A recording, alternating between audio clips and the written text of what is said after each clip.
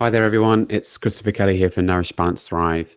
I've got some data here which is pretty unique.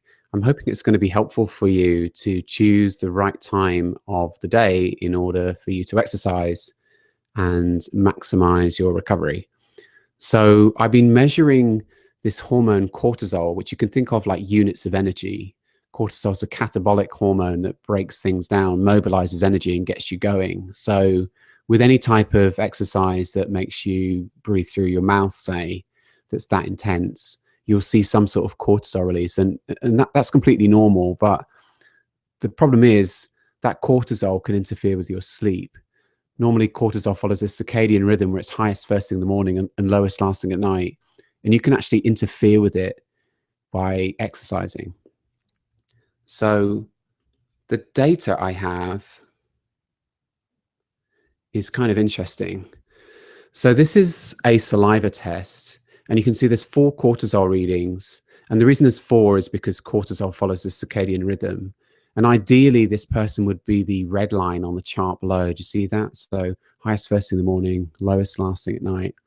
And you can see that overall, their cortisol is quite low. So I'd like them for them to be the red line, and they're actually the brown line. And overall, it's quite low. And then beyond that, you can see there's DHEA on this test. And DHEA is an anabolic hormone. So where cortisol breaks things down and mobilizes energy, DHEA actually switches on protein synthesis and builds things back up. So this is really important for your recovery. Low DHEA is not good. Now, ideally, I'd like to see people be at 8, 9, or a 10. And this particular one's at 2.38, which again, super low. So this person's pretty low, pretty burnt out and feeling quite tired. That's probably their main complaint is fatigue. So the thing that was interesting was that I got this person to do 2 tests within very short proximity of each other. And the reason I did this was because I thought this first test was an error. When you look at that noon reading, it looks like an outlier, like what's going on? The circadian rhythm is completely broken. And I think, or at least we thought at one point, the reason for that was because the person had collected the samples on 2 separate days, which the lab don't like, so they rejected it. But somehow they ran the test anyway, and I still got the result. So a month later, they did the test again, and this is what we found. So I have actually moved forward here. This is not the same chart. So if you just look back again, this is the first one, and here's the second one. Now, what you can see from this is overall, the pattern hasn't changed much. The cortisol is still quite low. Ideally, I'd like to see it be 35 points. It's not, it's 25 here. And the area under the curve is certainly a lot less than it is for the red chart, the red series rather. And then the DHA is actually even lower. And what you can see from this that's really interesting, in the afternoon, now there's this outlier, right? So what on earth changed? And of course, what changed was this person is a CrossFit instructor, and that was the time of day that they were working. So they went and did a really super hard CrossFit workout, and they got, even though they were really quite burnt out, they managed to still get a decent release of cortisol for that workout. You see that again? So here they've worked out in the afternoon, and let me just make this easier now. Move on to this third slide.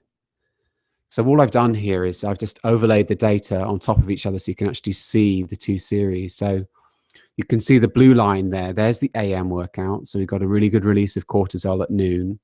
And then the PM workout is the red line. So we've got a really good release of cortisol in the afternoon. But the thing that's really interesting, if you look over towards the right-hand side of this chart, towards the nighttime, you see that the final nighttime cortisol reading was more than double what it would be normally, or what it would be optimally, right? So this green line is optimal. This is where I want your nighttime cortisol to be when you go to sleep at night, and it's not, it's here, even though the person worked out in the afternoon. So I'm sure there's lots of people doing this, including me, you know, work out later in the day, after work maybe. And so what's going to happen is your cortisol is going to be elevated still during the night. And like I say, you can think of cortisol like units of energy.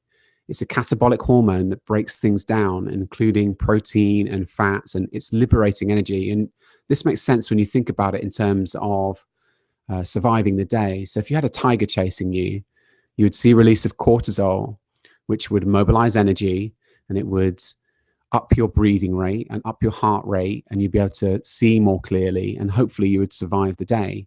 But of course, if that's happening every day because you're working out every evening, then that's going to cause problems in itself, but it's also going to affect your quality of sleep. And of course, the recovery comes from sleep, so it might be extremely counterproductive to work out at night.